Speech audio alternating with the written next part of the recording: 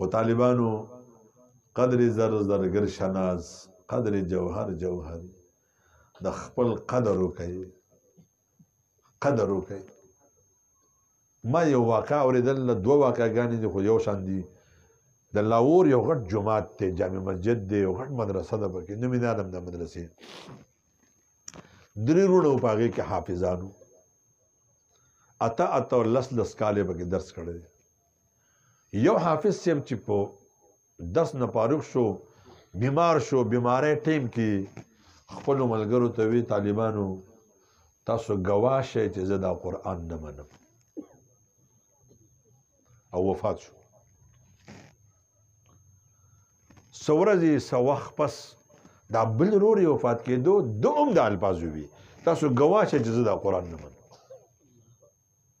دا درېیم ورور یې وایي چې زما زړه نه چاودو چې یا خدای داسې چلو شو اته لس کاله موږ سبق ووي په سوونو شاګردان فارغ شو او زما ورور قرآن انکار وکړو ډېر زیات به مې جړل یو ملا بل ملا یو پیر صاحب بل پیر صاحب د وظیفې نه مې ته غوښتې وی د شپې مې خوب ولید د رسول الله صلی الله علیه وسلم مې خوب کې ولید وی ما ته پلانې ته ولې ډېر جاړې وی ما چې یا رسول الله په خپل ایمان یارېږم یو ورور مې د دنیا نه بې ایمانه لاړ بل هم بې ایمانه لاړ وی ما ته وفرمایل رسول الله صلی الله علیه وسلم چې ستا ورور به د دنیا نه څنګه ځان سره ایمان ووسي چې قرآن د مناسو د نظر حفاظت به نه کوم خو طالبانو زه د سوال کوم من لم يتورع في تعلمه ابتلاه الله بأحد ثلاثة أشياء إما أن يميته في شبابه أو يوقعه في رصاديق أو يبتليه بخدمة السلطان کوم طالب علم چې په خپل طالب علمي کې د تقوا لحاظ نه کوي هر شي خوري هر شي راخلي او هر شي ته ګوري دا طالب علم به الله په دریو تکالیفو کې خامخا مبتلا کوي اما ان یمیته فی شبابی یا به الله په ځوانۍ کې مړ کړي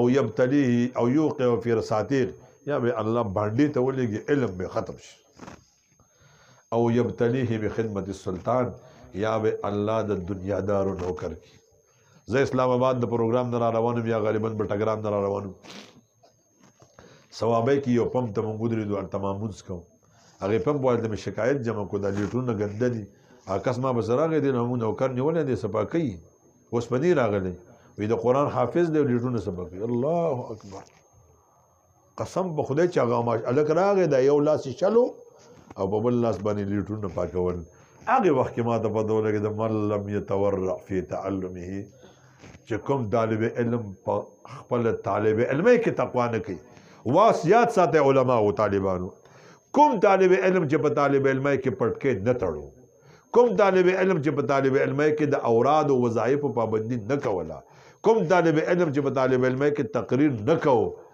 کوم طالب علم چې په طالب علمۍ کې مطالعه نه کوله زه ګرنټي ورکوم دا په ملایې کې نشي کولی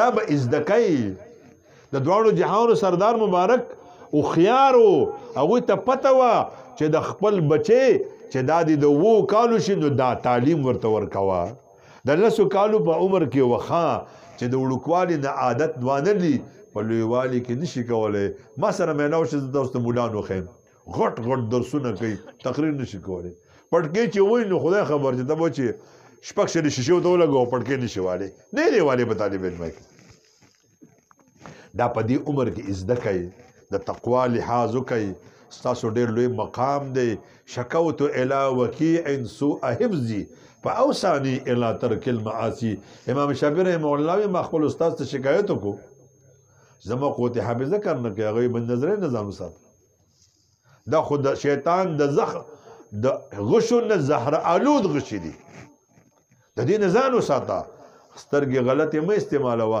ستا نه تر ماسپښینه پورې مازدیګره پورې قرآن ته ناستې سبق وایي مازدیګر چې بازار ته وځي ټي وي ته ګوري کرکټ ته ګوري پردو مخونو ته ګوري بیا چې راشي قاري صاحب قوت حافظه مې کار نه کوي څه به قوت حافظه کار وکړي دومره غټ تالاب د پیو راواله یو ساس کې د مجاز ورته واچوه لاړ ختم تقوا اختیار کوي پرهیزګاري اختیار کوي ادب سره کار وکړئ ادب عبداللہ ابن زبیر صاحب، عبداللہ ابن عباس صاحب، عبداللہ ابن عمر صاحب، عبداللہ ابن عمر صاحب، څلور واړه صحابه کرامو نومونه عبدالله دي.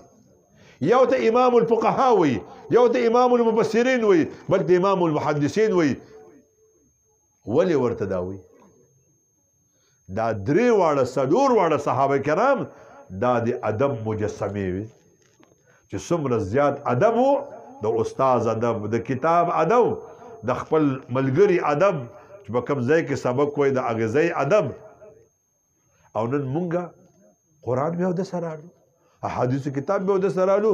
زمونږ مشران فرمایي زمونږ مشران فرمایي چې مونږ کتاب مطالعه کوو، مونږ کتاب ځان ته داسې نه دی اړولی.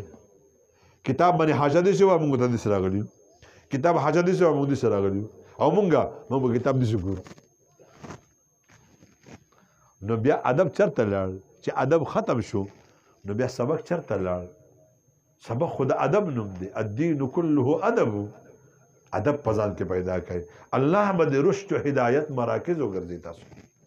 مجدد الفسانی رحمه الله فرمایي تفسیر می لیکو، کتاب می لیکو، قلم می برابرو، د هغې لږه صحیح زما په دې ګوته لګېدله. بیت الخلا ته لاړم، چېرته مې وکتل په ګوته مې صحیح ده. ما ویې چې دا صحیح خو مې د تفسیر دپاره جوړه کړې وه، دا به په لیټین کې تویوم، دا خو بېادبي ده.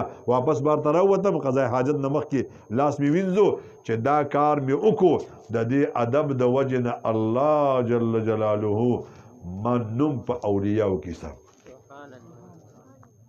ادب امام صاحب رحمت الله علیه د یو کس نه تپوس کوي چې دا سپیک بلوغ ته کله رسي؟ وی چې کله دا کوترې دیوال ته خپل اوچته کړه میچازې کوي دی بالغ شوي. تاریخ لیکلی دی چې د هغې سړي زوی هغه به لبې کولې. امام صاحب به دلته پاسېد، بیا به کېناست، بیا به پاسېد. شاګردانو ته تپوس وکړو حضرت خیر دی؟ وی زما د استاد زوی را روان دی، ما ته بېادبي ښکارېږي چې زه خپل استاد زوی را روان دی او زه ناست یم. دې ته ادب وایي.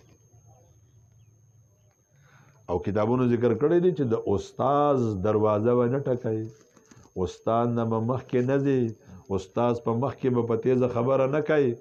او زمونږ اسلاف چې څومره تیر شوي دي دوی به اعتراض په خپله نه کوو. سبق ته به ناسو، خپل ملګري ته به وي دا تپوس وکړه د حضرت نه چې دا څه وایي، د دې مطلب څه دی. هغه به تپوس وکړو، حضرت به ورته قار شو، تا لا اوس بردانې دې زده کړي، قارېده به ده ته، دی به خلاص. او که جواب به ورکو نو جواب میلاو شو ده ته، د کار پکې وشو. دې ادب ته به یې کتل. ولا یمشي امامه، مخکې به ترې نه ځي، تیزه خبره به ورته نه کوي. زما بچو ورونو ادب وکوئ. څلورو څیزونو ته کتابونه وایي چې طالب علم به ګوري. یو به مدرسې ته ګوري، جومات ته، یو به کتاب ته ګوري، قرآن صرف نحوه کتاب ته، بل به مور پلار ته ګوري، او څلورم به استاز ته ګوري. د دې نه به سیوا نه ګوري. ما ته یو کس وایي چې د ښځې ته به پکې ګوري سړی، نو ما دې بلا ته غوجو ګورم. نو خو چې ګوري ورته نو څه به درته وایي. نو دې نه خو چې څومره دې لرې خبرې ګپ لګوم وایي ښه ښځې ته ګورې، ښځې ته کتو کې ثواب دی. خوشحالېږي ورته. کومه زنانه چې د شپې پاسېده، خاوند دې پاسه و، یو بل ته یې وکتل ویې خندل، الله ورته په عرش خاندي. کوم ښځه خاوند چې پاسېد، ښځه یې پاسوله او یو بل ته یې وکتل ویې خندل، نو الله ورته په عرش خاندي. د الله رضا د پلار په رضا کې ده، د الله رضا د خاوند په رضا کې ده. ډېر لوی مقام دی، خو زه ګپ لګوم دا بعضې خبرې. نو طالب علمانو ډېر مقام دی، ډېر لوی مقام دی. خدای دې دغه مقام دوی موږ ته نصیب